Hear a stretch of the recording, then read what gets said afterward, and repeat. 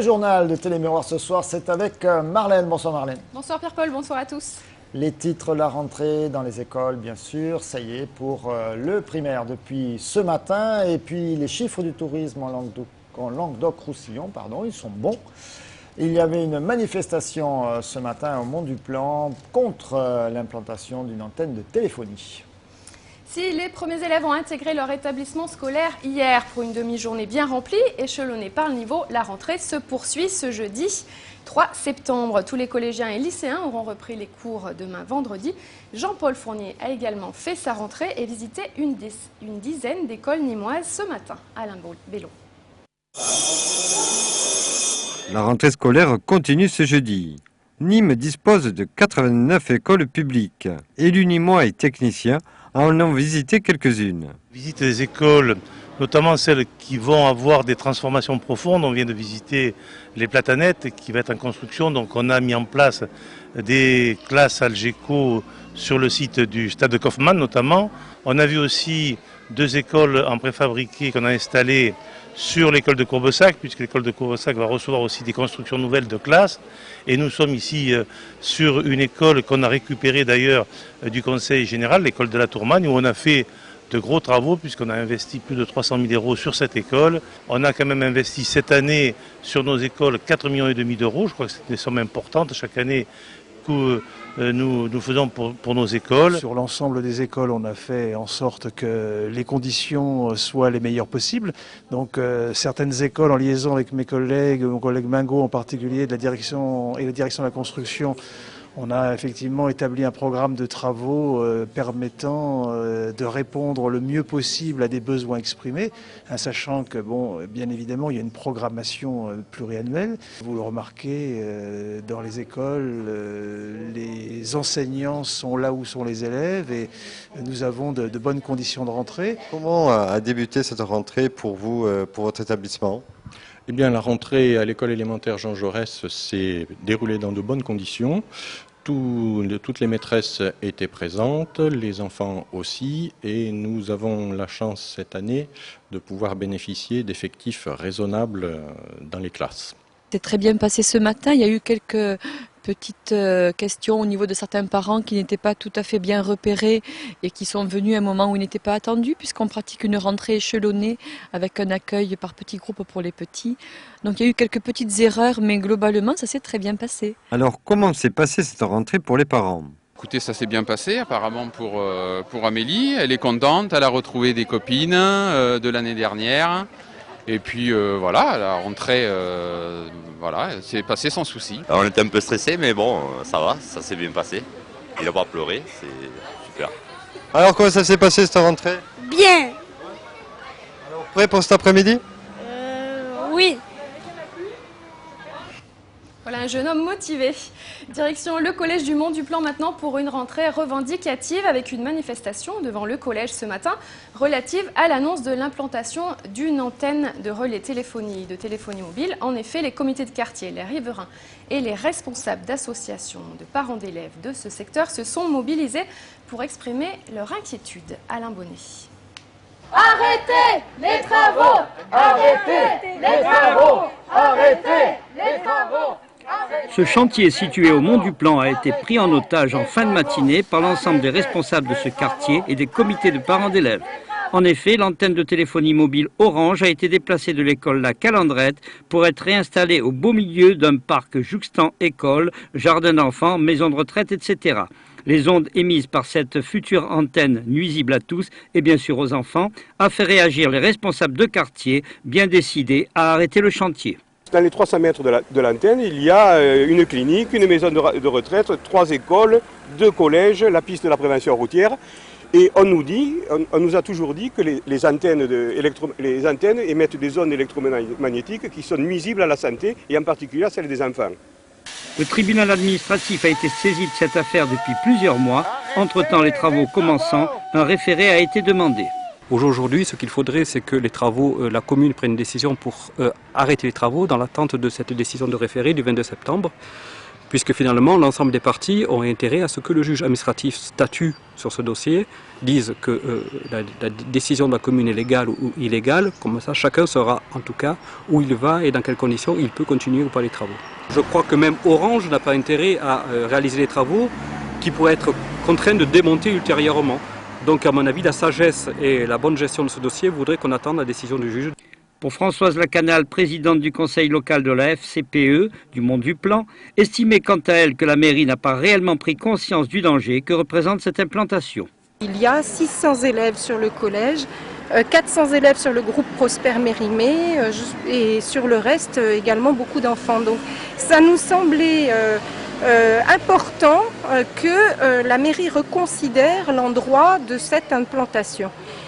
En attendant, ce que souhaitent les acteurs de cette pétition, c'est que soit mis en stand-by ce chantier jusqu'au référé du 22 septembre. Affaire à suivre.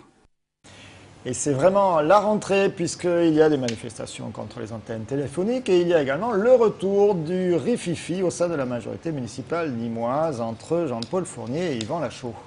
Rappel des faits, le 3 juillet 2009, M. Lachaud a déposé une requête devant le tribunal administratif de Nîmes afin d'obtenir l'autorisation du tribunal de se substituer à la ville de Nîmes afin de demander au procureur de la République de se porter partie civile dans le cadre de l'information judiciaire qui serait ouverte à la suite du rapport d'observation de la Chambre régionale des comptes sur la gestion de l'AC Nîmes qui, selon Yvan Lachaud, présentait des irrégularités de gestion. Le tribunal administratif avait 2 mois pour se prononcer, ce qu'il vient de faire aujourd'hui en rejetant la requête d'Yvan Lachaud. Selon Jean-Paul Fournier, je cite, le tribunal administratif ne retient pas les arguments de M. Lachaud qui tente par tous les moyens depuis plusieurs mois d'utiliser ce dossier à des fins uniquement politiques et à son seul profit personnel. Fin de citation. Fin de citation et fin de vacances, c'est l'heure des bilans concernant le tourisme. Notamment, la saison touristique a été satisfaisante selon le ministre du Tourisme. Malgré la crise économique, le pays se sort plutôt bien de cet été 2009. Les chiffres de la région Languedoc-Roussillon sont même en progrès par rapport à 2008.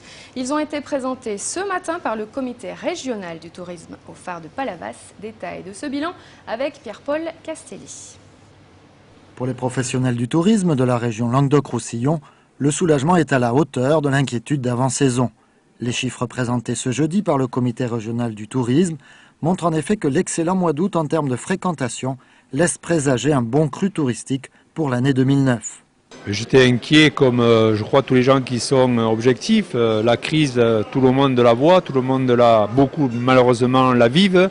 Donc quand vous ouvrez votre poste de radio, de télé, on ne parle que de licenciement. Donc il est évident que j'étais très inquiet. Et au final, satisfaction pour la clientèle française, c'est peut-être la surprise. Par contre, la clientèle étrangère est quand même à la baisse comme attendu. Ouais, je crois que la clientèle étrangère a fait attention à ses frais de consommation en termes de transport. C'est ce qui, à mon avis, explique essentiellement la baisse de la clientèle étrangère.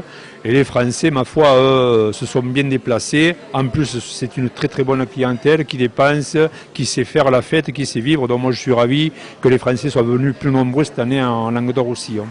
C'est Georges Frêche en personne, le président de la région, qui a tenu à présenter ces chiffres. Une façon, en cette période préélectorale, d'afficher les priorités de l'institution qu'il préside. Nous allons multiplier par 5 ou 6 les efforts en matière du tourisme. C'est-à-dire que le tourisme va devenir de plus en plus important dans l'action de la région, parce que c'est un des secteurs qui peut créer le plus d'emplois. L'année 2009 sauvée, il reste à consolider cette performance sur les années suivantes. Faire un juillet ou un mois d'août comme cette année, ça nous intéresse. Mais ce qu'on voudrait, en tous les cas, moi c'est mon objectif personnel, c'est faire un tourisme à l'année pour que nos jeunes, quand ils sortent des écoles du tourisme, puissent trouver un travail chez nous à l'année et bien rémunéré. Le président de la région a annoncé la nomination prochaine d'un monsieur tourisme chargé de prospecter de nouveaux investisseurs, notamment pour l'implantation de projets 3 et 4 étoiles, une offre haut de gamme encore trop peu présente en Languedoc-Roussillon. Et les 2 dernières années, à l'occasion de la présentation de ces chiffres, d'Éric Lopez, que l'on vient d'entendre, l'élu régional en charge du tourisme, avait souligné le retard de Nîmes et d'autres villes régionales en matière de tourisme urbain. J'ai profité de la présence de Marie Bourgade, l'adjointe au maire de Nîmes en charge du tourisme, justement pour la confronter à l'élu régional. On les écoute. Ce que je disais tout simplement, c'est que je regrettais que des villes comme Nîmes ou comme Carcassonne ne soient pas à la limite devant Montpellier en termes de tourisme urbain, puisqu'au départ, je considère que Nîmes ou Carcassonne, avec leur patrimoine culturel, pour l'un le pont du Gard, pour les autres la cité de Carcassonne, d'entrée ont des éléments plus forts que ceux de Montpellier. Et je me suis déplacé plusieurs fois à Nîmes et je vais y retourner bientôt. Et je peux vous dire que ça y est, le travail avance. Voilà. Marie Bourgade, Nîmes, un potentiel mal exploité alors? Non, je ne suis pas du tout de cet avis, effectivement, enfin, ce que vous me demandez. Non, je crois que cette année, en tout cas, les chiffres de la région sont très clairs. On a une très bonne fréquentation et en termes de retombées économiques locales très importantes, par le biais des festivités, bien sûr, par le biais des concerts, les jeudis de Nîmes, des créations, des festivités aussi, des animations gratuites. Je parlerai de la féerie des eaux, le réalisateur dans la ville. Évidemment, les jeudis, puisque j'ai souhaité avoir une exigence de qualité en termes d'orchestre, de musiciens, exposants, d'art. Donc c'est vraiment une excellente année. Voilà, donc Monsieur Lopez, vous êtes le bienvenu à Nîmes pour constater les efforts faits en matière d'animation. On l'a déjà prouvé, j'ai été très bien reçu quand je me suis rendu à Nîmes. Voilà, tout à fait.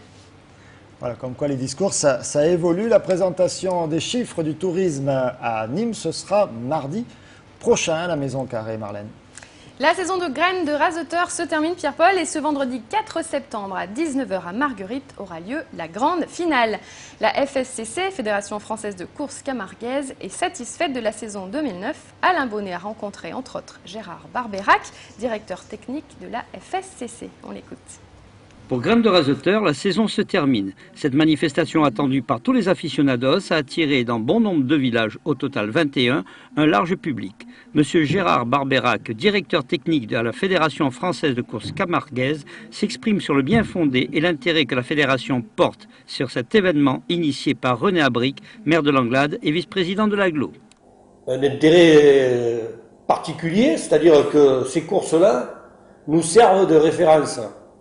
Pas pour les taureaux, c'est autre chose, mais pour les jeunes, tous ces jeunes qui participent à Graines de Raseteurs, sur 21 courses, sont des potentiels pour la saison 2010 pour les courses de Ligue. Dans certains villages, les spectateurs auront pu, durant la saison, découvrir certains raseteurs qui sortent du lot et des taureaux à la hauteur de la manifestation. C'est comme une mayonnaise, ça. On met ce qu'il faut, et des fois ça prend, des fois ça prend pas. Et là, on est arrivé à faire un choix de taureau qui à mon sens, pas trop mal, quoi. On fait du sérieux, et à la fin, pour finir, un peu spectaculaire, quoi. Pour la finale, le manade Didelot prépare un de ses taureaux. Nous sommes allés à la rencontre de Benjamin Bigny, manadier à la manade Didelot et raseteur au Trophée de l'Avenir. C'est des courses qui sont intéressantes d'une part pour les manadiers parce que ça leur permet de pouvoir essayer des taureaux parce qu'on nous prend dans les villages autour de Nîmes 4 taureaux ou bien 8 taureaux ou bien vaches, donc ça permet d'essayer les taureaux pour la sélection. Avec les jeunes de l'école taurine, donc on peut mettre des taureaux qui sont un peu trop justes pour aller au Trophée de l'Avenir et pour pouvoir les montrer. Quant à la sélection des taureaux chez Didelot, pour les Graines de Raseteurs, c'est tout un calcul. Souvent on a 4 taureaux ou 8 taureaux. Bon, nous en l'occurrence on a eu 4 taureaux aux arènes de Bouillargues. On essaye de mettre 2 taureaux qui sont pas trop confirmés, qu'on veut voir un peu pour essayer 2 taureaux jeunes, et puis 2 taureaux un peu plus confirmés où les jeunes vont pouvoir se mesurer un peu plus. Rendez-vous donc demain à Marguerite à 19h pour ces finales et bon spectacle à tous. Et la soirée bouvine, c'est ce soir sur Télémiroir, comme chaque jeudi, même si noir et blanc désormais, c'est la première en direct le mardi à 18h30, la rediff le jeudi soir à 21h, avec à suivre l'intégrale. Et ce soir, c'est Fontvieille, des images, un reportage d'Alain Bérizy. Voilà pour le programme de la soirée. Merci Marlène pour ces informations. Bonne soirée Pierre-Paul, bonne soirée à tous. Merci à tous de nous avoir suivis. À très bientôt sur Télémiroir.